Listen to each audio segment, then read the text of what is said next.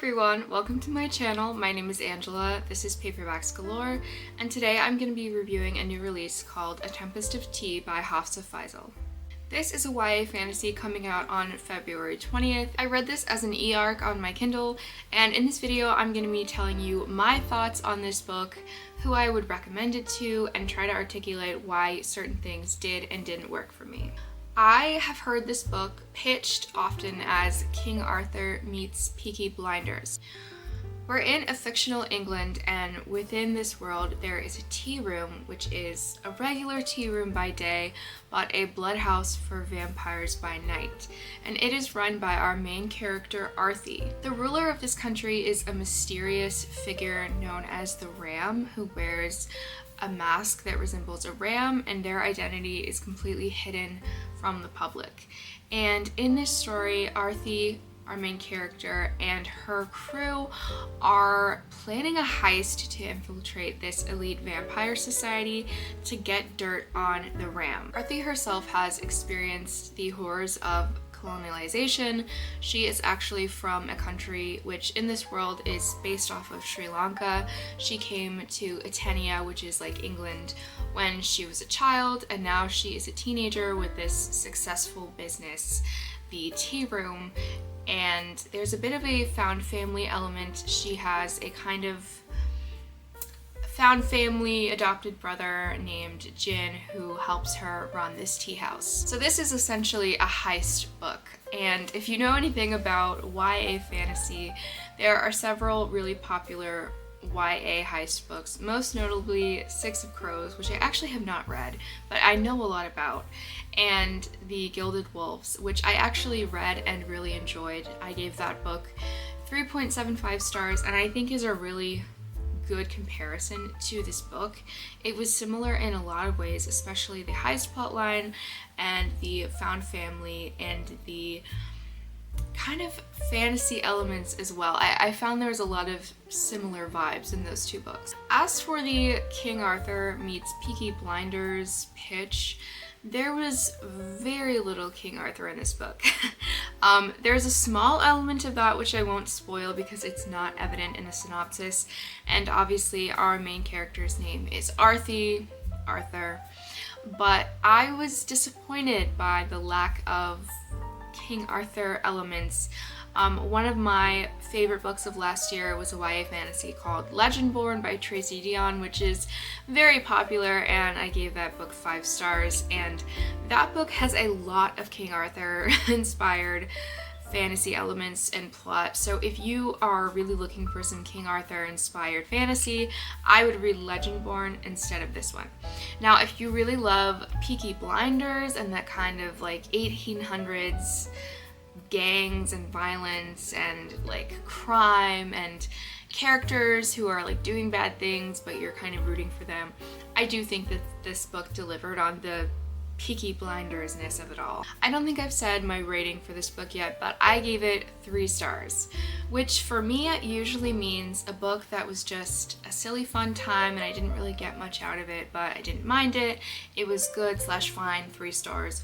Or it means that I had about an equal number of things I liked and didn't like, so that it kind of averages out to 3, and that's how I felt with A Tempest of Tea. Before I go deeper into my thoughts, I do want to say I am not primarily a YA fantasy reader. I usually pick up YA fantasy when the synopsis really intrigues me and sounds like something I would like, or if I hear rave reviews about a book like Divine Rivals or Legendborn. So this is one, obviously I haven't heard too many reviews about it because it is not out yet, but I've heard a lot of booktubers that I admire be really excited for this book, and that's part of why I was motivated to pick it up. I want to go deeper into my thoughts through a kind of compliments and complaints style. I don't know if anyone else has done it like this, if I'm like accidentally stealing this from someone, but I thought it was a fun way to do it, and I love alliteration. So let's start with my compliments. In terms of the writing style, I thought it was good. I thought there were some very interestingly crafted lines in the book. I basically thought she was a really talented writer. This is not one of those books where you're like, wow, they really needed an editor. It was definitely very well crafted in terms of the writing. I didn't, cringe at anything or kind of feel like there was lazy writing. The writing style worked for my taste. It wasn't very flowery, but there were some, similes and metaphors about the characters' emotions. Maybe some of them were a little bit much or repetitive, but overall, it was good. In terms of the characters, I liked that there was a diverse group of characters who all had really distinct personalities.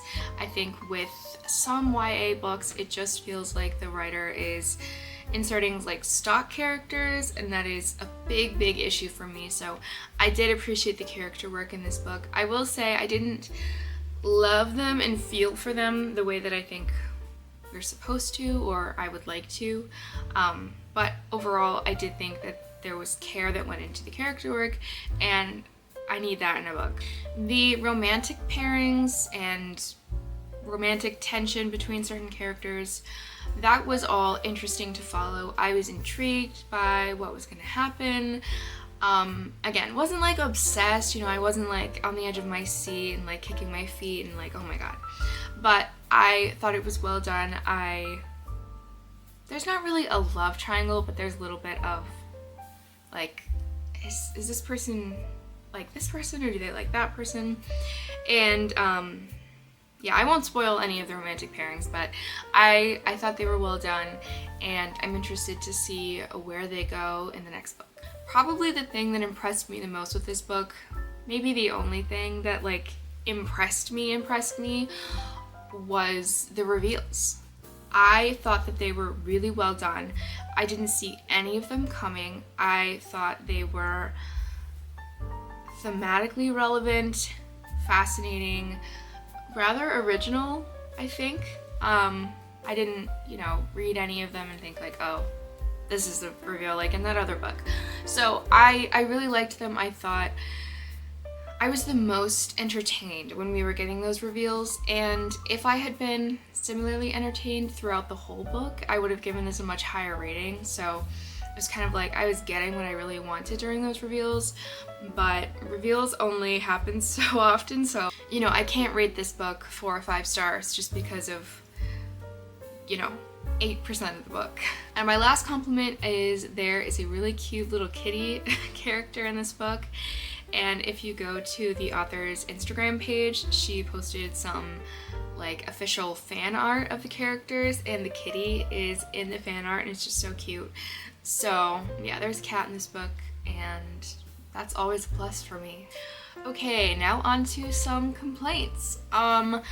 There is a specific kind of YA fantasy writing style where it's like info dumpy, and it takes forever for anything to actually happen, and you're just like being told a bunch of things, and it's just like very boring. And that happened in this book, and if you love YA fantasy and you read a lot of it, you're probably not going to care. You're probably just going to absorb the information and keep reading and like not be fazed by it. But for me, I was like, okay, thank you for telling me all this. Can we maybe spread this out more and not just have it all in the beginning 25% of the book? Like, can we learn some things along with the characters? Can we just be dropped into scenes where the world building is evident and just figure it out? So that was probably part of the boredom factor for me in this book. Next up is the world building. I didn't feel like the world building was completely cohesive. I felt like there were a lot of things going on. At some point they mention elves, like literally once, and it's never mentioned again. I'm just like, what? What elves? What are you talking about? Yeah, so like it feels like an urban fantasy with vampires, but then there's also magic, kind of. Some of this might be, revealed in following books, which is fine. It didn't really click for me as a fantastical book. And in terms of like the countries, I really did not like the fact that the countries were based on real countries, but they were just called different names. I feel like at that point, just say England. just say Sri Lanka and then add some like alternative history fantasy stuff into it, right? Like, I understand, like, I would understand if we were in England but there's vampires and instead of a king and queen there was, you know, the ram. Like, I would get that. It was just kind of annoying to try to like figure out what country she was referencing, and you kind of like are supposed to know implicitly some things about the country because it's from our world, but it's like, I'm not completely sure which country you're talking about in some instances. So that was not my favorite. I would have rather either been in a completely kind of fictional world that has nothing really to do with our world, or I would have liked to just keep the same names. It was a little irritating. And lastly, the biggest complaint that I have, the thing that I just kept thinking and feeling during this book, was that I was bored. I was bored. I will say the last 15%, there were some really cool things that happened that I really liked, and I kind of felt that resurgence of like, oh, I really like this. But for most of the book, I was feeling 2.5 stars. I really was. The reveals were really what bumped it up to a 5. Or, sorry, a 3. Not a 5. A 3. Okay, so this is a heist book, and I don't know that I like heist stories. I mentioned earlier The Gilded Wolves. I really liked that book. It's set in like 19th century Paris, and there is a magic system, there is a heist, there's kind of a found family element with all these characters, and I preferred that book overall, and it was YA fantasy. I gave it 3.75 stars, so clearly I can like a heist book. I just don't know that I'm gonna pick them up very often because this one really didn't work for me. I thought the lead up to the heist was quite boring, and I thought the heist itself wasn't that exciting. So, yikes, sorry. I don't think everyone's gonna feel this way. Obviously, reading is extremely personal and subjective, so I think people will read this and some people will be like, oh my gosh, this is so fun, I'm so intrigued, are they gonna pull it off, you know, whatever. But for me, it was boring. Sorry. So after all that, who would I recommend this to? I would recommend this to avid readers and admirers of YA fantasy.